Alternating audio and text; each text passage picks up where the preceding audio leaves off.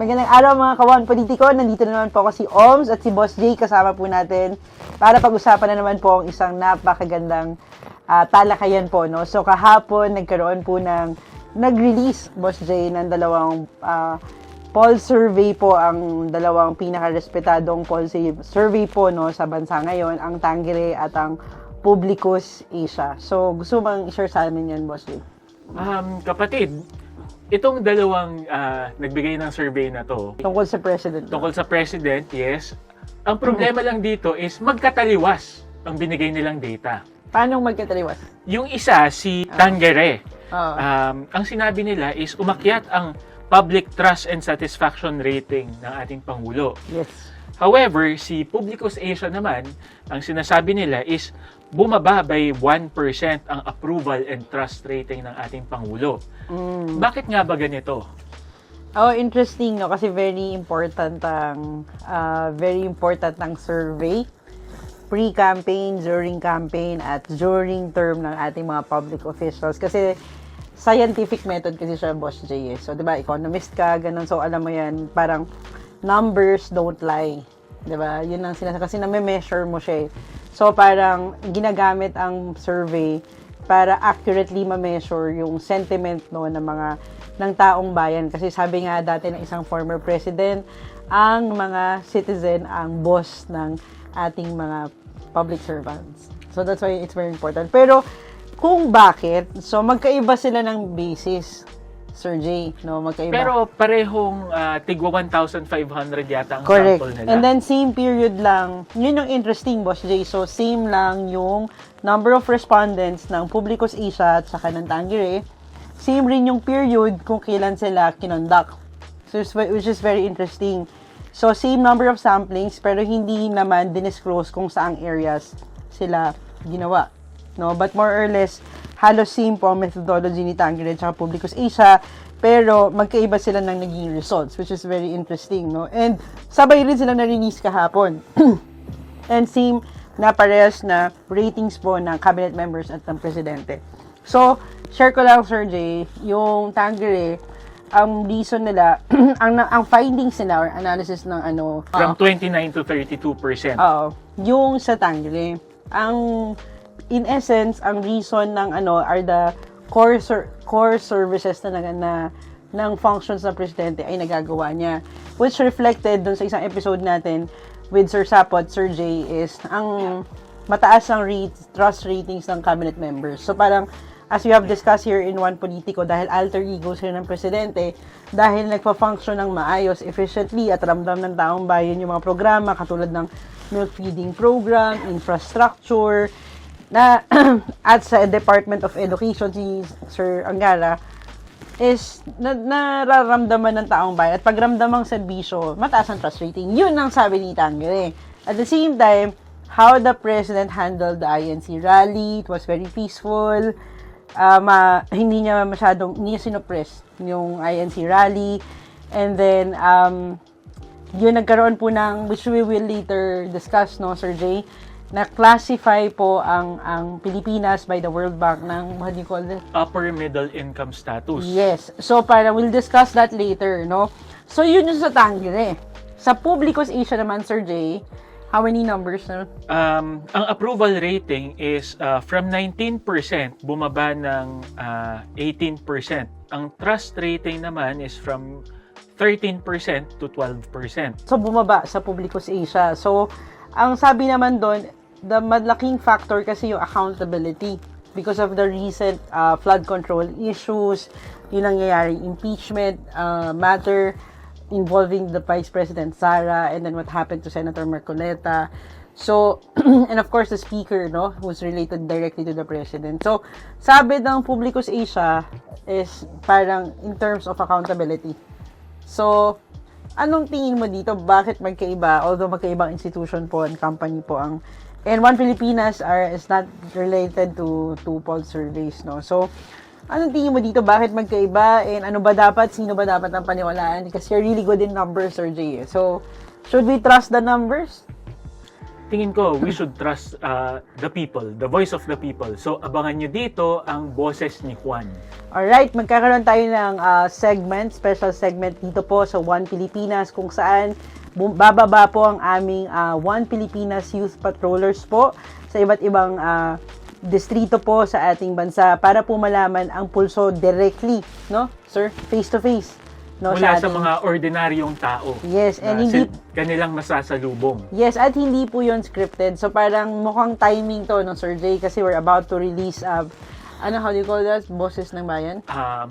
Boses ni Juan. Boses ni Juan. So parang watch out, no. So kasi what we look at sa kami, I mean, 'di ba? Usually numbers doesn't lie.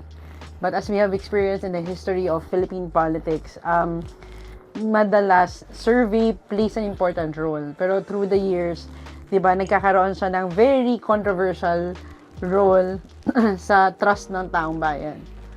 Ako, personal opinion ko lang ito ha. Base sa dalawang nagbigay ng survey, yung isa umakyat, yung isa bumaba. Well, siguro naghahanda na for next election. Hindi natin alam kung paano ba nila ginagawa yung survey na to. Pero I think what's more important is himayin natin ano talaga ang nangyayari sa Pilipinas. Kung naniniwala ba yung mga tao sa Pangulo natin or hindi, kung satisfied ba sila sa mga programang ginagawa niya o hindi. Kasi interesting na po. So parang, ako nakikita ko yan, Sir Jay, sa social media, and then napakasipag ng ating Presidential Communications Office and other government agencies pages, no? Nakikita natin yung trabaho. Pero bakit may certain number or a significant number of people who are rallying? Diba? Kasi sabi ni Tangire, the people trust this administration and the president because of the programs, diba, of what they're doing. Pero pag nasa grounds ka, hindi lang sa media, Sir Jay, merong parang outright dissatisfaction na mahirap i-ignore, 'di ba? Pinag-usapan natin yan, Sir Jay, sa first episode ng One Politico, maraming naabala sa EDSA Shrine, then ngayon nasa Liwasang Bonifacio sila, 'di ba? So, bakit ganun? Hindi ba contradicting 'yun? Siguro, kapatid na OMS, kailangan na lang nating intindihin ang dalawang survey na to is ang population ng Pilipinas ay mahigit 100 million. Okay? Ang ginamit na sample is 1,500 lang. Correct. Sa bawat isa. So, sobrang liit na percentage to. Though pwede nilang sabihin, random sampling naman to. Yes. 'Di ba? Pero hindi natin masasabi kung sino talaga yung mga sumagot ng survey na to o kung tama ba yung random sampling na to. Pero ang mas importante is kung ano ang maririnig natin sa boses ng mga Pilipinong nasa Pilipinas. Correct. Na gino-govern ng ating government. Yes. Diba? Oo. Are they satisfied enough? Nakikita ba nila yung mga programa ng gobyerno natin? Yes. Nararamdaman ba nila yung pag-trickle down effect ng economy, ng kung ano yung nagiging income nila? Kung nararamdaman nga ba nila na naging upper middle income country na tayo? So, ano ibig sabihin nito? And anong benefit yan? Kasi nagbunyi yung buong taong bayan. And is it really relevant? O pagpapapogi lang talaga to? I think, if I'm not mistaken, last July 1, si World Bank, in-announce nila na si Pilipinas ay isa ng upper middle income country. So, paano ba ma-classify sa isang upper middle income country according to World Bank? Ang sinasabi nila, ang cut-off nila is meron tayong gross national income of around $4,636 per annum. So, kung iisipin natin to, this is around, I think, 200 plus thousand pesos equivalent, no? Kung titignan muna natin yung breakdown ng mga bansa na nasa upper middle income, nandyan ang Pilipinas na kumikita ng $4,850 US dollars. Yes. Ang kasunod nito, yung nasa taas natin sa Southeast Asia is si Vietnam na kumikita ng $4,970. Kapatid, biruin mo noon, parang naunahan pa tayo ni Vietnam 'di ba? Ang kasunod nun, sa taas naman nila is si Indonesia, Thailand, and then si Malaysia. Sa pinakatuktok naman sa Southeast Asia is si Singapore with $81,760. Ngayon, paano natin to i-relate dun sa mga survey? Makikita natin, oo, totoo, nagmukhang mataas yung status natin. Pero ang tanong natin sa taong bayan, nararamdaman ba nila o nararamdaman nyo ba na umakyat talaga tayo in terms of kasi income? Sir Jay, for example, ako middle income ako, middle class ako. So for example, pag nasa grocery ako, 'di ba? Ang tanong ko kasi dyan okay, na-classify yung World Bank, mag-celebrate, ganyan. Pero ako, pag nag-grocery ako, I speak for myself, hindi naman napupuno yung basket ko ng 1,000 pesos eh. Yung cart ko, hindi siya mabubuo ng ganun. So parang, it's not enough to actually, parang, nag-increase ba yung purchasing capacity ko para sabihin natin na magsaya ang taong bayan. So, what's in it for them? 'Di ba? Kung hindi nag-increase yung purchasing capacity nila. Kapatid, siguro kailangan intindihin muna natin kung ano talaga yung nangyayari sa Pilipinas overall, no? I think 10 years ago, around 2016, medyo concentrated yung mga trabaho sa mga 55% or 50+% ng employment natin is nasa service industry. Tapos 20+% ang sa agriculture and around 18 or 19% pagdating sa industry. Okay. Ngayon, kung titignan natin, fast forward 10 years after, ngayon 2026, lumaki ang service industry. Naging 61.8% yata sa pagdating sa employment. Ngayon, kung iisipin natin, ano ba ang nangyayari sa Pilipinas? Alam natin, since time ni PGMA, nagsimula dun, ina-outsource yung mga trabaho. Diba? So, nagiging parang BPO tayo. Puro services yung binibigay natin. In terms of manufacturing or agricultural produce, ganyan, medyo humihina tayo eh. Which is kita dito sa employment figures. Ngayon, yung GNI, Gross National Income, is titignan mo kasi yung income ng nakararami and nung iba. Correct. Since BPO tayo, pinapasahuran yung mga tao natin ng dollars and mas malaki yung kinikita nila sa service industry, umaangat ngayon. May mga virtual assistants pa? Meron, oo. Umaangat ngayon yung lumalabas na income. Tapos, nababawasan pa dun sa mga medyo mas mababang magpasahod na category. Okay. Ako, Sir Jay, so parang for the benefit of the people who are watching us, so given yan, diba? So parang, how does, if government leaders are watching us, and then, paano ba mag-increase ang purchasing capacity ng isang simpleng mamamayan?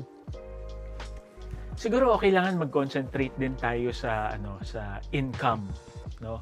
Income ng lahat. Pag-akyat ng minimum wage, hindi naman masama 'yun eh. Actually, maganda pa nga 'yun para sa mga empleyado natin kasi marami rin tayong mga kapatid diyan na minimum wage earners. Ang problema lang, kailangan magsabay-sabay. Kunyari, tutulungan yung minimum wage earners natin, kailangan tulungan din yung mga negosyo. Correct. Tapos, yung gobyerno natin, masakit mang pakinggan, baka kailangan mag-sacrifice ng konti. Okay? Paano ba mag-sacrifice ng konti para mas guminhawa yung buhay ng nakararami o yung mga naglagay sa kanila sa pwesto? Baka kailangan nating bawasan yung taxes sa Pilipinas. Diba? Baka kailangan nating pagandahin ang business environment. Diba? Para maraming mga negosyanteng pumasok sa Pilipinas. Hindi naman natin sinasabing kokonte yung mga foreign investors. Ang sinasabi lang natin is gumawa tayo ng mga mas magagandang initiative. Okay. Diba? Kasi pag pumasok yung mga foreign investors, yung unemployment natin at saka underemployment natin, bababa yung numbers. Biruin mo sa huling figure ng unemployment natin, around 2.5 million na Pilipino na pwedeng magtrabaho ang walang trabaho. You were mentioning kanina when you were preparing about, di ba, the DOLE secretary did a wage hike. Which is very dangerous, if not medyo burdensome for the businessmen. For the small businesses. Small yes. businesses. Oo. Now, this kanina I asked you, di ba, parang, so what can the government do for the businessmen? You mentioned about tax and BIR. Yes. Can you discuss that? Basically, in terms of taxes, this is one way kasi para ma-stimulate natin yung growth. How? Okay. Kung isipin natin, halimbawa, may VAT tayo. Kung bawasan natin yung VAT ng kalahati, 12%, maging 6%, ibig sabihin, magmumura ng konti yung mga bilihin. Tama, mahihirapan yung gobyerno kasi mababawasan yung income nila. Yes. Alam naman natin, malaki ang utang ng Pilipinas, which is around 18.55 trillion pesos as of end of May or end of June. I think it's end of May. Yes. Okay? Tapos ang government budget natin, nasa around 6.7 trillion per annum. So, tama, mababawasan ang panggastos natin. Pero, ma-stimulate niya yung economy paano? Since nagmura yung Tax. Nabawasan nabawasan ng preso yung bibilhin ng mga tao. Halimbawa na lang, mas madaling pag-usapan ang gasolina, 'di ba, or diesel, kung mabawasan siya by around 6%, kung tatanggalin or babawasan yung VAT, ibig sabihin, chain effect yan eh. Pwedeng magmura yung bilihin sa palengke. Bakit? Kasi halimbawa na lang, gulay nang gagaling sa Baguio, dadalhin sa Manila, mababawasan yung cost ng pagdala, yung cost ng gasolina. So, bababa ang presyo ng gulay or baboy, di ba? Or chicken. So, pag bumaba yan, mas mafe-feel ng tao na, yung 100 pesos ko or 1,000 pesos ko, mas malayo ang nararating. So, kung mas mababa ang gastos nila sa pagkain, may excess silang pera, pwede ulit silang gumastos, bumili ng something, pwedeng goods or services na magpapatakbo sa ekonomiya. Yung additional, parang umiikot ba yung pera mo? Kasi po, kunwari, for example, sa raw materials pa lang, kunwari sugar, di ba po, parang bawat transfer kasi niyan, may mga taxes. Yun yung minamention ni Sir Jay. So parang, it's really interesting kasi nga parang, to the government people, di ba, parang, need din talaga nila mag-sacrifice. Di ba, parang, we need leaders, Sir Jay, na parang sila yung unang magsasakripisyo. Kaya we mentioned, diba, hindi yung taong bayan yung magrarally for the leaders. No, but it's really the leaders who are sacrificing. Kasi maganda kasi, Sir Jay, na mag-sacrifice din muna yung government. Kasi what's interesting, of course, di ba, nagka-program pa for collection, di ba, yung mga magko-close na corporations, di ba, that's another collection for the, For BIR naman. And what's interesting kasi is, di ba, in-announce na rin, I think, last year, we can check our facts, no, na umutang tayo ulit. Right? Tama. Actually, kapatid, palaki ang utang natin every year. Yeah, so, ang sa akin, hindi po kami expert, no, sa financial aspects ng government. But, if there's a huge loan, di ba, and then, di ba, napagplanuhan na yan every year, di ba, tapos may collection pa ng tax. So, I think it's really possible to adjust the taxes so that it would be more easier. Mas stimulate yung economy. Tapos, panalo yung taong bayan. Mag-increase yung purchasing capacity nila. Mabuboost yung moral. And I think that's when, siguro pag nag-boses nuhuan tayo, that's when genuinely mararamdaman ng taong bayan na nag-increase yung purchasing power nila. Kasi nag-adjust eh. Kasi nga, ang question ko, di ba, as a private citizen, Sir Jay, ang laki ng utang natin na procure natin, tapos may mga tax collection pa tayo everyday. How many trillions of pesos are we talking about right now? Di ba? Kaya possible po kasi yun eh. Kasi nga ako, isa yan sa mga common sentiment ko, Sir Jay, lalo na nung mga past 3 Christmases. Di ba? Malungkot ang kalsada. pag Christmas at New Year. Yung iba pong taxi driver, nagbabiyahe, jeep. Kasi nga po, walang pambili. Hirap. Hindi mo ramdam yung Pasko na usually hindi makapag-celebrate dahil hirap ramdam ng taong bayan. And I love your theory today na parang why not i-adjust yung a certain number or percentage of collection by the government to stimulate the economy. Kasi doon if you want to the people who are watching, lalo na our government leaders, if we want to really genuinely, not just through the surveys, we have to be critical about the surveys but for really the Filipino people to really trust the government leaders more than the Senate hearing committee, diba, for the impeachment and all, let's have that sacrifice. Yun yung, I think, Sir Jay, genuine test ng isang leader. Okay lang po ba sa inyong mabawasan ang collection ng tax? Pero ang panalo yung taong bayan. Kahit na ngayon, 2026 pa lang, may dumalayo 2028. Diba? Ready po ba? Kasi doon natin makikita, mga kawan, kung talaga ang mga leaders natin willing mag-sacrifice. Konting kurot lang. Diba, sir? What do you think? Kapatid, ito na lang ang naalala ko, I think, noong 2007 to 2008. May mga leaders, pero corporate leaders, mga head of big companies sa ibang bansa, sa US specifically, na nag-lead sila by example. Yeah. Merong mga presidente ng bangko na hindi kumuha ng sahod. Kasi nung time na yon, nagka-problema sa financial sector sa US May mga bangko, presidente ng bangko, na hindi kumuha ng sahod hanggang hindi kumita yung institusyon nila o hanggang mabayaran yung utang nila, no? Hindi ko masyado maalala yung mga nangyari, pero ang naaalala ko lang yung mga leaders nila, yung presidente ng bangkong yun, ng mga yon, hindi kumuha ng sahod. Yeah. Diba? So yun yung sacrifice nila para dun sa institution nila. Yeah, I think we need, pag-usapan natin tatlo yan nila, Sir Sapot last time, di ba? We need leaders kasi parang inherently, yung culture natin, Sir Jay, is dato tribe, di ba? Parang we have this certain king and then we have to sacrifice for But I think modern days right now, we need leaders. Lalo na, I hope our leaders would learn from our Asian neighboring countries, di ba? Where the leaders are actually sacrificing for their constituents. Di ba? Hindi yung baligtad. Kasi ang nangyayari ngayon, Sir Jay, ang nagsasakripisyo, ang nagbubuhat ng mga leaders ng ating taong bayan is taong bayan. Tayo nagbubuhat. Kaya naman, Sir Jay, nagalit ang tao sa flood control Kasi for the past 2020 to 24, 25, ramdam naman talaga. Totoo naman talaga yun. Tapos malalaman ng taong bayan, ganun. Tapos yung DTI, Christmas package, di ba? 500. Di ba? Siyempre, I mean, anybody would and then, we need to have leaders who will be the first one to sacrifice. Kung mabawasan po yung bonus, mabawasan natin yung salary ninyo, okay lang ba? Diba? Parang, so that's what we're going to, parang it's something to, something that we realize, digging deeper sa dalawang survey ng Tangere at Publicus Asia, and something to look forward po, pag pinanood niyo yung boses ni Juan, na harap-harapan natin tinatanong yung mga tao sa grounds. Diba?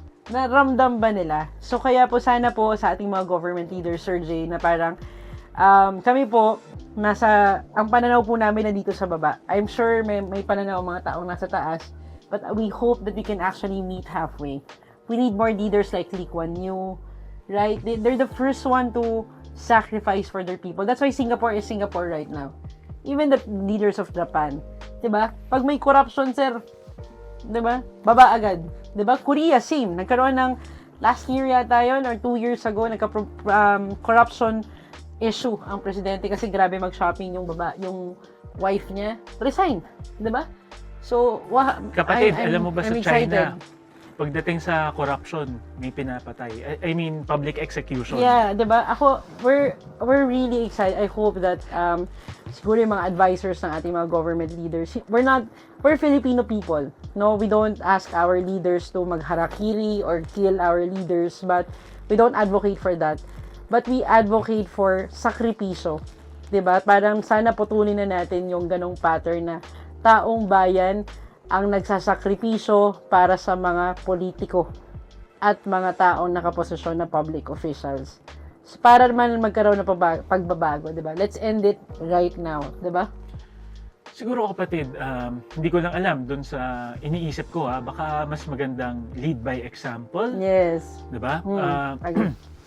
Siguro pwedeng kunyari na lang kailangang magtipid Mm.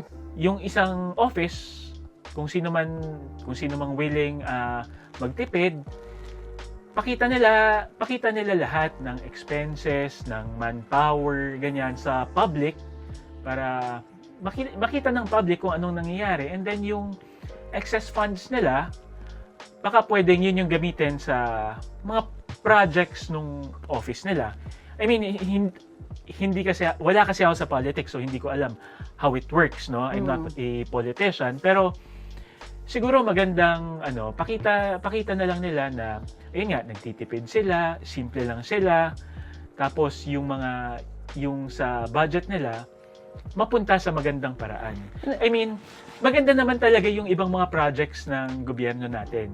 Hindi lang natin maiiwasan na yung iba na nasa gobyerno natin, sa iba na pupunta yung pondo. Pero kung magiging accountable yung mga nasa posisyon doon sa mga ginagawa nila, kung maipapakita nila sa public, it's ready, nandyan. Halimbawa, nasa website na lang nila, Yeah. 'di ba? Parang siguro magiging conscious din yung publiko na si ganitong leader pala, si congressman ganito, si mayor ganito, or si senator ganito. Dito niya dinadala yung pondo nila. Maganda yung nabibigay nila sa taong bayan. Yo, what's interesting, sir, is Sir Jay, kaka-release lang ng program ng Presidente and ni Secretary Kim ng DBM. So, hopefully, it will be very, very functional. And, alam mo, we know Secretary Kim is very good. And, sana pag after this administration, mapagpapatuloy. And, going back then doon sa sinabi ni Sir Jay na possible to actually reduce the collection of taxes to stimulate economic growth. Kasi parang, ang big question kasi dyan ng mga taga-government, paano na yung panggastos na everyday administrative operational fund? Pero sa totoo lang, alam naman nila. So we have to be very accountable from the top hanggang sa pinakamababang kawan kailangan magkaroon tayo ng sense of accountability on how we use public funds. Hindi kasi natin pwedeng sabihin na parang, paano yung mga pagkakagastusan kung yung iba, kaya nilang gamitin sa pang-personal. Yung pondo, yung mga taxes, kaya din natin yan magsakripisyo. 'Di ba? Para na lang sa ikabubuti ng lahat. Because for all we know, paglabas naman natin ng mga opisina ng gobyerno, simpleng mamamayan pa rin kayo. Yung mga kapamilya nyo, simpleng mamamayan. 'Di ba? Nag-benefit sila sa tax, 'di ba? Pero paano na yung mga kamag-anak nila? Mahirap pa din. So parang basically, that's one of the things that I really advocate, Sir Jay, over the past years, no? Yun yung na-realize ko kasi nga, yung mga simpleng mamamayan, nagsasuffer di ba? Kapatid, balik tayo dun sa pinag-uusapan natin kanina na Survey. So, ikaw, ano sa tingin mo? Ramdam ba ng mga tao na umakyat ang tiwala ng taong bayan kay PBBM o bumaba yung tiwala nila sa kanya? Siguro nabawasan lang siguro yung galit. Nabawasan yung galit sa ating presidente, but it's more on hindi sa wala yung tiwala sa presidente. It's more on Sir Jay is kulang sa paano nila maabot ang presidente. Kulang ng tulay. Hindi sa wala silang ako ang analysis ko diyan, hindi sa wala silang tiwala sa presidente. Yung groundwork ng presidente. The president should genuinely go down to the grassroots. That's why, but it's unfair also to be compared to the former President Duterte, diba? Because nag-grassroots, although nag-grassroots din naman siguro si President when he was a governor. So parang hindi sa walang tiwala, more on the connection. Kulang. Connection niya sa taong bayan, yes, ganun ba? Kailangan i-connection. So parang, but syempre kaya nga may mga alter egos, may so kailangan mas ganon. Kasi sa totoo lang, he has 2.5 years to really gain the trust of the people. Kasi the more na mas malayo, the more na mas it's open to parang mistrust or overthinking. So yun yung tingin ko, and that's why we have to be very, very critical. Timing po tong survey na dalawang to because ongoing ang impeachment. Again, we always advocate for dito sa One Politico we are for the Constitution, we are for the Filipino people. We hope that these two surveys does not only divide the people, 'di ba? What we need to do is dapat evaluate to. At sana sa mga government leaders at advisors ng ating mga, even the president, gamitin po natin to as evaluation. 'Di ba? Nung mga bata tayo, 'di ba, may mga cards tayo, 'di ba? Na may mga scoring tayo. Let's use this to improve, 'di ba? Evaluate natin to no matter about the integrity of the two surveys. What matters is I hope the president and other cabinet members would read the survey. At para po ma-improve ang kanilang serbisyo, kasi dahil naman sa taong bayan, dahil kayo nakaposisyon. So let's use this as a survey to improve your public service. So that's my take. Okay. Kapatid, ako may tanong ako sa'yo. Okay, kala ko tapos na. Oo. Ako ba gusto mong bigyan ng survey? Ikaw, bigyan ng Oo. survey. Oo. Bakit?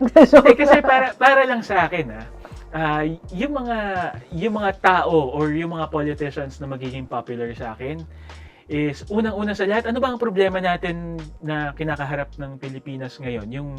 Yung issue kay VP Sara. VP Sara. Ang sinasabi nila may corruption doon. Mm. Ang tanong ko sa taong bayan, paano ba nagkakaroon ng corruption? Mm. Parang misuse of public funds, ganyan, may nagda-divert ng pera. Ang tanong ko sa mga politicians dyan, sa mga gumagawa ng batas, what if maging cashless society tayo? What if parang GCash or Maya yung pag-transact natin, lahat ng transaksyon mula sa pagbili ng candy, sa pagbili ng bahay, lahat scan, QR, makikita doon ang flow ng pera. Correct. What if magkaroon tayo ng ganun? 'Di ba? Or what if liitan na lang natin, naalala ko last year merong may parang sinasabing liliitan na lang yung bills ng Pilipinas. Alam naman natin, sobrang hirap na tanggalin kaagad ang cash sa sistema. What if tama, liitan na lang yung bills, tapos most of our transactions online na. Kasi expenses din yung pag-create ng coins, di ba? Saka Tama, ng bills, oo. di ba? Diba? And at I least, think more accountability din. Oo, at least Diba? makikita natin dun sa politician na magpo-propose ng ganyan sa Congress at saka kung maaaprubahan sa Senate, makukuha niya yung sentiment ko. Siya yung boto ako sa kanya pagdating sa survey. Mm-hmm. Diba? Kung ako yung tatanungin, approve siya. So, I think I hope that the advisors ng ating mga politiko is watching and marami sila nakukuhang ideas dito kasi nga, ang mga ideas po namin dito sa One Politico ay galing po mismo sa ground, sa mga simpleng mamamayan. So, I think for me, as we conclude, from the first episode, I think it's just around 3 weeks, from mababa yung survey to nag-increase doon sa isa, yung sa bumaba ng konti. Marami pang mangyayari. But ang mahalaga po, maging critical thinker tayo, magsubaybay po tayo. At gaya po sa One Pilipinas, pumunta po tayo ng personal. So for example, sa Senate, makipag-usap tayo ng personal, let's verify everything that's going on para alam po natin kung nakaka-benefit ba talaga sa atin. Para alam din natin, again, ginawa din po namin ng One Politico para matulungan po kayo makapili sa 2028. So, subaybayan nyo po ito. Lalo na po ang boses ni One. Excited po kami doon. Yun lang po. At sana po magkita-kita po tayo muli dito sa One Politico. Ako po si Oms. Ako po si Boss Jay. At kita-kita po tayo sa next episode.